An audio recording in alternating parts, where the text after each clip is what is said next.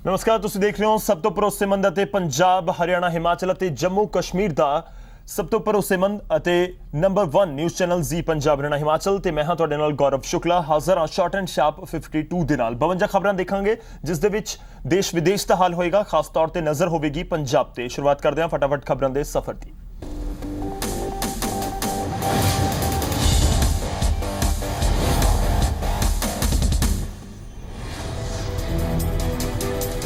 ਫਤਿਹਗੜ੍ਹ ਸਾਹਿਬ ਦੇ ਜੋੜ ਮੇਲੇ ਦੌਰਾਨ ਸਿਆਸੀ ਕਾਨਫਰੰਸਾਂ ਵਿੱਚ ਕੈਪਟਨ ਅਮਰਿੰਦਰ ਸਿੰਘ ਵੱਲੋਂ ਅਕਾਲੀ ਦਲ ਤੇ ਮਾਫੀਆ ਰਾਜ ਨੂੰ ਵਧਾਵਾ ਦੇਣ ਦਾ ਇਲਜ਼ਾਮ ਲਗਾਉਣ ਤੋਂ ਬਾਅਦ ਸਿਆਸਤ ਗਰਮਾਈ ਹੋਈ ਹੈ। ਕੈਪਟਨ ਅਮਰਿੰਦਰ ਸਿੰਘ ਨੂੰ ਸੁਖਬੀਰ ਸਿੰਘ ਬਾਦਲ ਨੇ ਉਸੇ ਅੰਦਾਜ਼ ਦੇ ਵਿੱਚ ਜਵਾਬ ਦਿੱਤਾ ਹੈ। ਸੁਖਬੀਰ ਬਾਦਲ ਨੇ ਕਿਹਾ ਕਿ ਕੈਪਟਨ ਅਮਰਿੰਦਰ ਸਿੰਘ ਸਭ ਤੋਂ ਵੱਡੇ ਮਾਫੀਆ ਨੇ।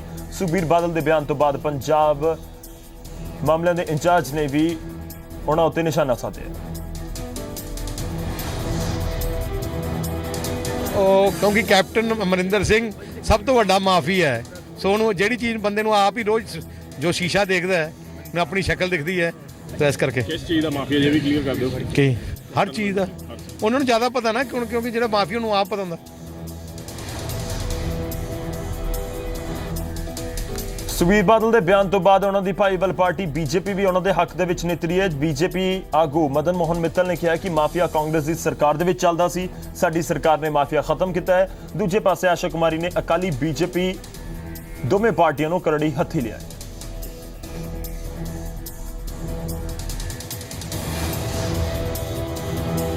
वीर बादल को तो लगेगा ही कि कैप्टन माफिया है, क्योंकि वो माफिया है जो कि सारे माफियाओं को खत्म करने वाले हैं। पंजाब बोल रहा है, पूरा हिंदुस्तान बोल रहा है, पूरा विश्व बोल रहा है, और उनको डर लगा हुआ है कि कांग्रेस की जैसे सरकार बनेगी तो जो ड्रग माफिया, खनन mafia, transport mafia, cable mafia, ये सब माफियाओं को चलाते हैं, और वो भी इलीगल तरीके से।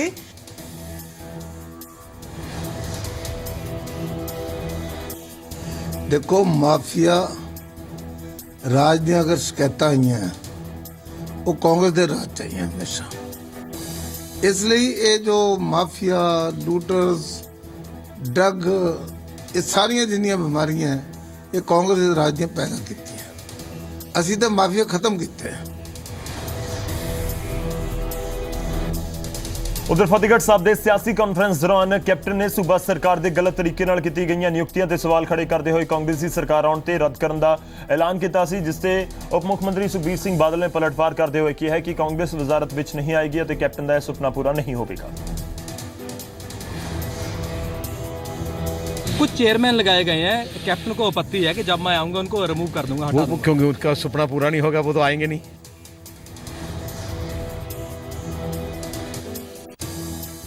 ਦੇ ਪ੍ਰਬੰਧ ਕੀਤੇ ਕੁਝ ਤੁਸੀਂ ਆ ਹੁਣ ਅਖੀਰ ਚ ਆ ਕੇ ਹੁਣ ਅਸੀਂ ਪੱਕੇ ਕਰਾਂਗੇ। ਜਦ 9 ਸਾਲ ਤੇ 11 ਮਹੀਨੇ ਲੰਘ ਗਏ ਉਦੋਂ ਤਾਂ ਪੱਕੇ ਨਹੀਂ ਕੀਤੇ, ਅਖੀਰਲੇ ਮਹੀਨੇ ਤੁਹਾਨੂੰ ਯਾਦ ਆਇਆ ਕਿ ਅਸੀਂ ਪੱਕੇ ਕਰਨੀਆਂ ਨੇ ਨੌਕਰੀਆਂ। ਔਰ ਪਿਛਲੇ 2 ਦਿਨਾਂ 'ਚ 300 ਆਪਣੇ ਜਿਹੜੇ ਨਿੱਜੀ ਸਾਥੀ ਨੇ ਉਹਨਾਂ ਨੂੰ ਵੱਡੇ ਅਹੁਦਿਆਂ ਤੇ ਲਾਤਾ। ਮਹੀਨਾ ਰਹਿ ਜਾਣ, ਵਾਹਿਗੁਰੂ ਨੇ ਸਾਨੂੰ ਅੱਜ ਕੇ ਬਖਸ਼ਿਸ਼ ਕੀਤੀ ਨਾ। अगर कांग्रेस सरकार आई आ 300 ਦੇ 300 मैं ਉੱਥੇ ਪੱਟ ਕੇ ਬਾਹਰ ਕੱਢ ਦੇਣੇ ਇੱਥੋਂ। टिकट वंड तो कांग्रेस दे विच भी वधी बगावत। भुलत तो कांग्रेसी उम्मीदवार गुरविंदर सिंह अटवाल की उम्मीदवारी के खिलाफ कांग्रेस के 2 गुट आपस दे विच भिड़े। पुलिस ने किया मामला दर्ज। कपूरथला तो कांग्रेस के विधायक राणा गुरजीत के खिलाफ भी मामला दर्ज।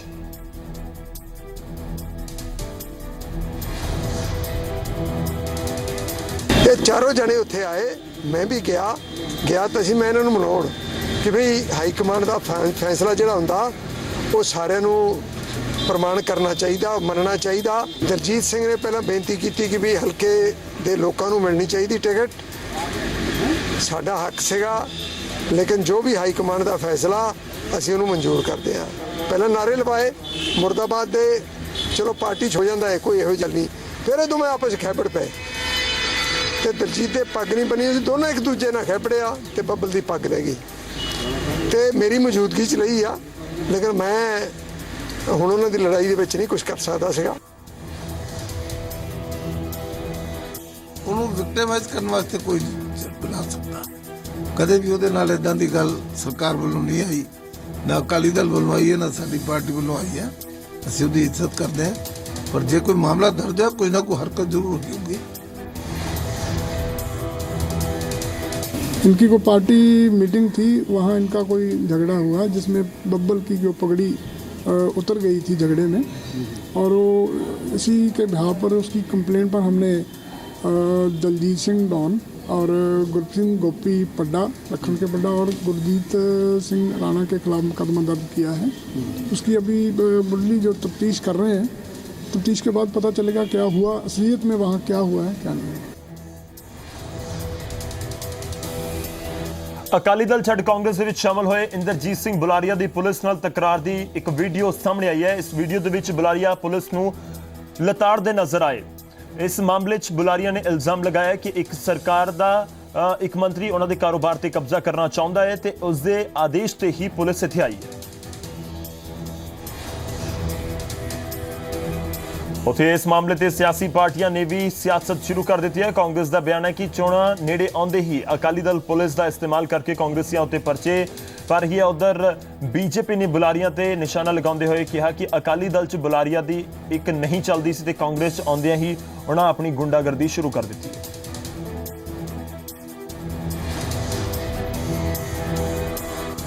सवाल तो ये है कि इतने ये फ्रस्ट्रेट हो चुके हैं, इतने ये हताश हैं अकाली दल वाले कि किसी की निजी संपत्ति पर जाकर के पुलिस से कब्जा करा रहे हैं। ना पुलिस वालों के पास कोई सर्च वारंट था, ना कोई वारंट था, ना कोई कागज थे।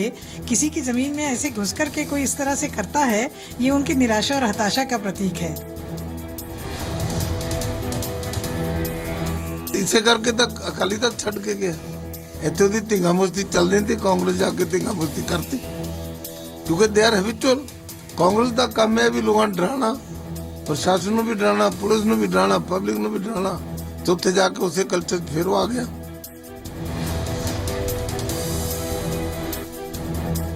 ਪੰਜਾਬ 'ਚ ਚੋਣਾਂ ਦੇ ਮੱਦੇਨਜ਼ਰ ਹਥਿਆਰਾਂ ਉੱਤੇ ਕੈਪਟਨ ਅਮਰਿੰਦਰ ਸਿੰਘ ਨੇ ਜਤਾਇਆ ਫਿਕਰ ਕਿ ਹਥਿਆਰਾਂ ਨੂੰ ਲੈ ਕੇ ਹੁਕਮਾਂ ਦਾ ਸਖਤੀ ਨਾਲ ਪਾਲਣ ਯਕੀਨੀ ਕਰਵਾਵੇ ਚੋਣ ਕਮਿਸ਼ਨ, ਫੌਰਨ ਲਗਾਈ ਜਾਵੇ ਚੋਣ ਜਾਬਤਾ। ਉੱਥੇ ਆਸ਼ਾ ਕੁਮਾਰੀ ਨੇ ਕਾਨੂੰਨ ਵਿਵਸਥਾ ਦੇ ਮੁੱਦੇ ਤੇ ਪੰਜਾਬ ਸਰਕਾਰ ਨੂੰ ਘੇਰਿਆ ਹੈ।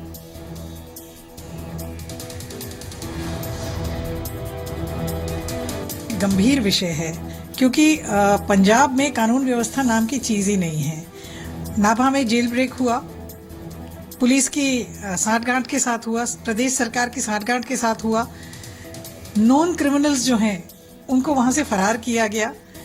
हथियारबंद लोग जो हैं, डीजी पुलिस जो है पंजाब के, उन्होंने खुद कहा है कि 53 गैंग्स ऑपरेट कर रही हैं जिसमें लगभग 400 से ज्यादा आइडेंटिफाइड लोग हैं।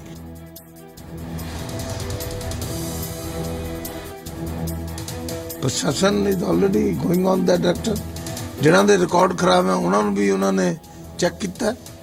ਸੋ ਜਿੱਥੇ ਤੱਕ ਇਲੈਕਸ਼ਨ ਕਮਿਸ਼ਨ ਨੇ ਬਹੁਤ ਸਾਰੇ ਸਟੈਪਸ ਲੈ ਰਹੇ, ਲੇਕਿਨ ਕੈਪਟਨ ਸਾਹਿਬ ਨੂੰ ਖਤਰਾ ਇਸ ਕਰਕੇ ਪੈ ਗਿਆ ਵੀ ਇਹਨਾਂ ਨੂੰ ਆਪਣੇ ਹਥਿਆਰਾਂ ਦਾ ਆਪਣੇ ਜਮ੍ਹਾਂ ਕਰਾ ਦੇ। ਸਾਨੂੰ ਕੀ ਇਤਰਾਜ਼ ਹੈ? ਜਿਹੜੇ ਹਥਿਆਰ ਜਮ੍ਹਾਂ ਕਰਾਉਣ ਦੀ ਗੱਲ ਹੈ, ਜਿਹੜੇ ਇਰਰਿਸਪੌਂਸਿਬਲ ਐਂਟੀ ਸੋਸ਼ਲ ਐਲੀਮੈਂਟ ਹੈ, ਉਹਦੇ ਤੇ ਹਮੇਸ਼ਾ ਪ੍ਰਸ਼ਾਸਨ ਨਿਗਾਹ ਰੱਖਦੀ ਹੈ। ਸਾਡੀ ਸਰਕਾਰ ਇਸ ਗੱਲ 'ਚ ਪਹਿਲੇ ਵੀ ਚੌਕਸ ਰਹੀ ਹੈ।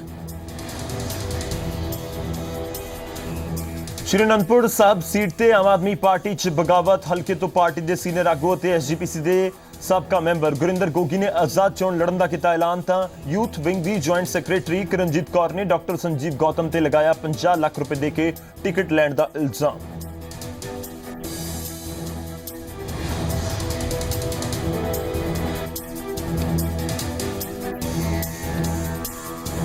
ਪਹਿਲਾਂ ਇਹ ਟਿਕਟ ਵਿਕ ਚੁੱਕੀ ਸੀ ਤੇ ਇਸ ਟਿਕਟ ਦਾ ਸੌਦਾ ਜਿਹੜਾ ਸੀ 50 ਲੱਖ ਵਿੱਚ ਹੋਇਆ ਸੀ, ਕਿਉਂਕਿ ਇਸੇ ਕੈਂਡੀਡੇਟ ਦੇ ਖਾਤੇ ਵਿੱਚੋਂ ਨੰਗਲ ਤੋਂ ਇੱਕ ਬੈਂਕ ਹੈ, ਪਰ ਮੈਂ ਉਸਦਾ ਨਾਮ ਨਹੀਂ ਲੈਣਾ ਚਾਹਾਂਗੀ, ਉਸ ਵਿੱਚੋਂ ਜਿਹੜਾ ਹੈ 50 ਲੱਖ ਰੁਪਇਆ ਇਸ ਦੇ ਅਕਾਊਂਟ ਵਿੱਚੋਂ ਨਿਕਲਵਾਇਆ ਗਿਆ ਸੀ। ਮੈਂ ਪੁੱਛਣਾ ਚਾਹੁੰਦੀ ਹਾਂ ਪਾਰਟੀ ਨੂੰ ਕਿ ਡਾਕਟਰ ਸੰਜੀਵ ਗੌਤਮ ਦਾ ਪਾਰਟੀ ਲਈ ਕੀ ਯੋਗਦਾਨ ਸੀ ਜਿਹੜੇ ਉਹਨਾਂ ਨੇ ਇਹਨਾਂ ਨੂੰ ਟਿਕਟ ਦਿੱਤੀ ਹੈ।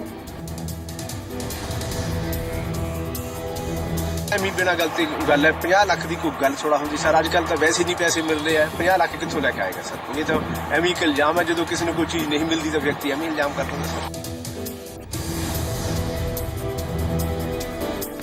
ਉਦੋਂ ਦੂਜੇ ਪਾਸੇ ਐਸਜੀਪੀਸੀ ਦੇ ਸਾਬਕਾ ਮੈਂਬਰ ਗੁਰਿੰਦਰ ਗੋਗੀ ਨੇ ਵੀ ਆਮ ਆਦਮੀ ਪਾਰਟੀ ਤੇ ਸਵਾਲ ਚੁੱਕੇ ਨੇ ਤੇ ਚੋਣ ਆਜ਼ਾਦ ਲੜਨ ਦਾ ਐਲਾਨ ਕੀਤਾ ਹੈ।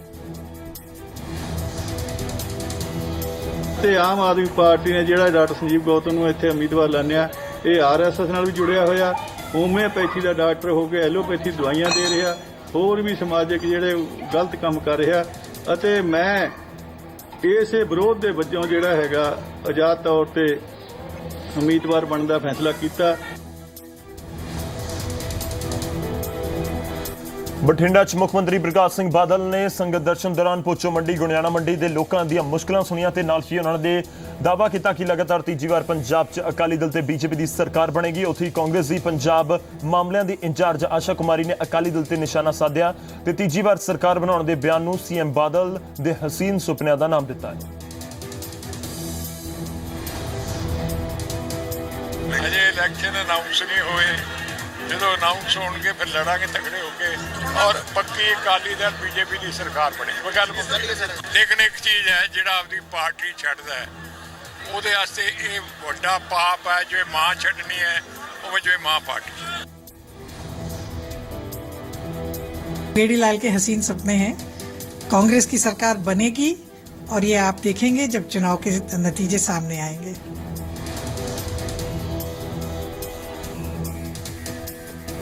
ਹੁਸ਼ਿਆਰਪੁਰ ਦੇ ਮੁਖੀਰਿਆਂ ਦੇ ਵਿੱਚ ਅੱਜ ਬੀਜੇਪੀ ਨੇ ਘੱਟ ਗਿਣਤੀ ਸਮੁਦਾਇ ਦਾ ਸੂਬਾ ਪੱਧਰੀ ਸੰਮੇਲਨ ਕਰਵਾਇਆ, ਜਿਸ ਦੇ ਵਿੱਚ ਈਸਾਈ ਤੇ ਮੁਸਲਿਮ ਭਾਈਚਾਰੇ ਦੇ ਲੋਕਾਂ ਨੇ ਵੀ ਸ਼ਿਰਕਤ ਕੀਤੀ। ਇਸ ਸੰਮੇਲਨ ਦੇ ਵਿੱਚ ਬੀਜੇਪੀ ਦੇ ਕੌਮੀ ਬੁਲਾਰੇ ਸ਼ਾਹਨਵਾਜ਼ ਹੁਸੈਨ ਪਹੁੰਚੇ। ਉਹਨਾਂ ਨੇ ਨਾਲ ਪੰਜਾਬ ਬੀਜੇਪੀ ਦੇ ਪ੍ਰਧਾਨ ਵਿਜੇ ਸੰਪਲਾ ਵੀ ਮੌਜੂਦ ਰਹੇ। ਇਸ ਮੌਕੇ ਸ਼ਾਹਨਵਾਜ਼ ਹੁਸੈਨ ਨੇ ਕਾਂਗਰਸ ਤੇ ਆਮ ਆਦਮੀ ਪਾਰਟੀ ਤੇ ਨਿਸ਼ਾਨਾ ਸਾਧਿਆ।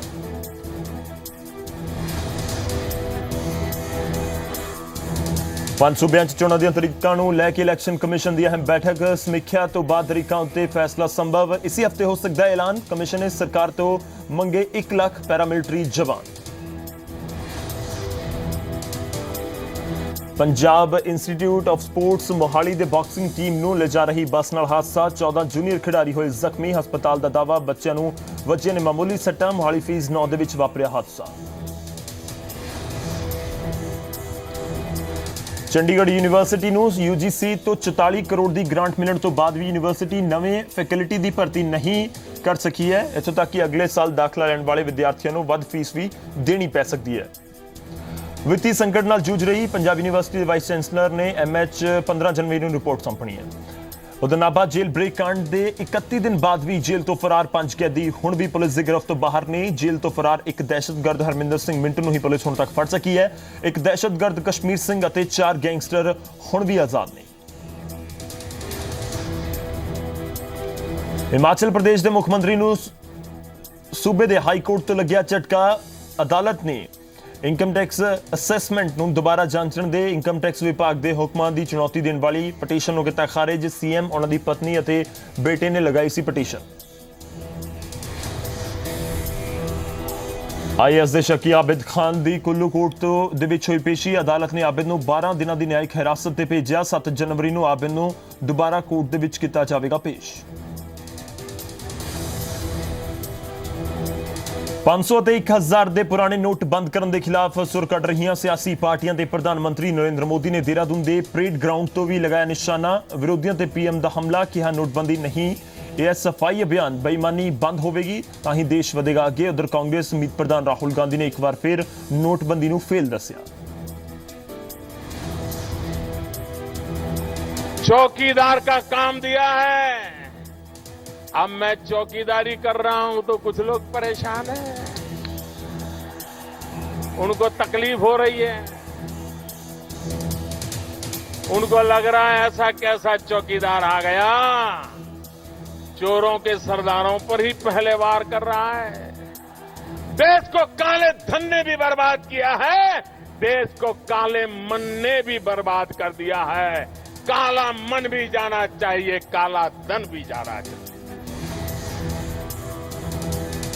डीमोनेटाइजेशन का जो लक्ष्य था वो बिल्कुल फेल हो गया है। प्रधानमंत्री जी ने कहा था कि आतंकवाद के खिलाफ एक्शन है, कुछ ही दिन बाद, उनके कहने के कुछ ही दिन बाद आतंकवादी मारे गए, उनके जेब में से 2000 रुपए के नोट निकले। उन्होंने कहा काउंटरफिट पैसे के खिलाफ है। हमने पूछा कितना काउंटरफिट पैसा है, पता लगता है 2 रुपए, 100 रुपए में से 2 पैसे काउंटरफिट। तो प्रधानमंत्री को अब जवाब देना है कि जो मुश्किलें हमारे लोगों को सहनी पड़ रही हैं, उसके लिए रिस्पॉन्सिबल कौन है।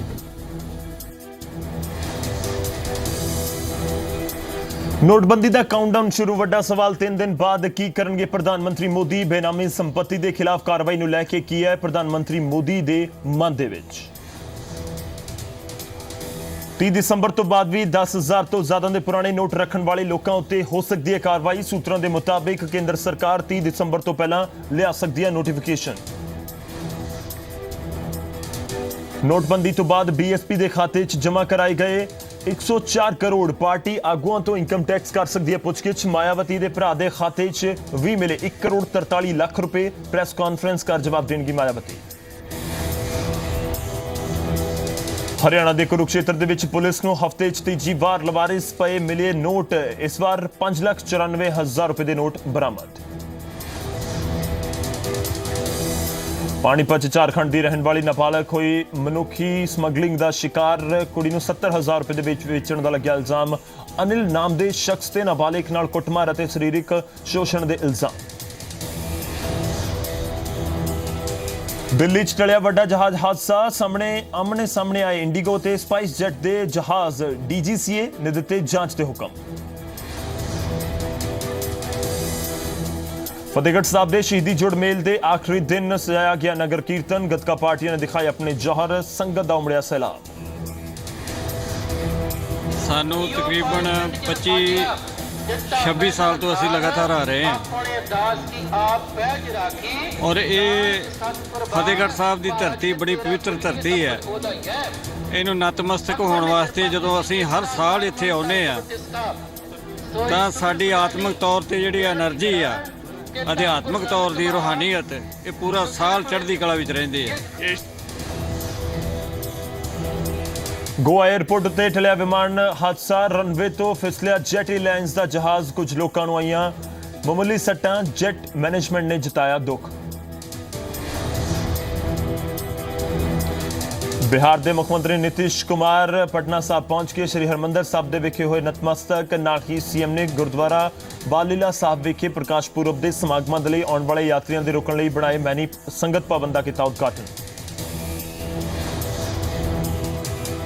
गांधी मैदान में प्रकाश पर्व का जो विशेष आयोजन किया जा रहा है उसके संबंध में हम लोगों ने सुरक्षा की पूरी तैयारी कर ली है और सिर्फ गांधी मैदान में 1,000 से ज़्यादा फोर्स की व्यवस्था की गई है। यहाँ पर टेंट सिटी भी है और जो मुख्य प्रकाशोत्सव है वो यहाँ आयोजन किया जाएगा। ਸ਼੍ਰੀ ਗੁਰੂ ਗੋਬਿੰਦ ਸਿੰਘ ਜੀ ਦੇ 350 ਸਾਲਾ ਪ੍ਰਕਾਸ਼ ਪੁਰਬ ਮੌਕੇ 5 ਜਨਵਰੀ ਨੂੰ ਪੀਐਮ ਮੋਦੀ ਤਖਤ ਸ਼੍ਰੀ ਪਟਨਾ ਸਾਹਿਬ ਜਾਣਗੇ। ਪੀਐਮ ਮੋਦੀ ਉੱਥੇ 2 ਘੰਟੇ 40 ਮਿੰਟ ਤੱਕ ਰਹਿਣਗੇ ਤੇ ਸਮਾਗਮ ਵਿੱਚ ਸ਼ਿਰਕਤ ਕਰਨਗੇ। 5 ਜਨਵਰੀ ਨੂੰ ਸ਼੍ਰੀ ਗੁਰੂ ਗੋਬਿੰਦ ਸਿੰਘ ਜੀ ਦਾ 350ਵਾਂ ਪ੍ਰਕਾਸ਼ ਪੁਰਬ ਪਟਨਾ ਸਾਹਿਬ ਵਿਖੇ ਮਨਾਇਆ ਜਾ ਰਿਹਾ ਹੈ। ਪੰਜਾਬ ਕਾਂਗਰਸ ਦੇ ਪ੍ਰਧਾਨ ਕੈਪਟਨ ਅਮਰਿੰਦਰ ਸਿੰਘ ਤੇ ਪੰਜਾਬ ਮਾਮਲਿਆਂ ਦੇ ਇੰਚਾਰਜ ਅਸ਼ੋਕ ਕੁਮਾਰੀ ਵੀ 3 ਜਨਵਰੀ ਨੂੰ ਪਟਨਾ ਸਾਹਿਬ ਵਿਖੇ ਨਤਮਸਤਕ ਹੋਣਗੇ।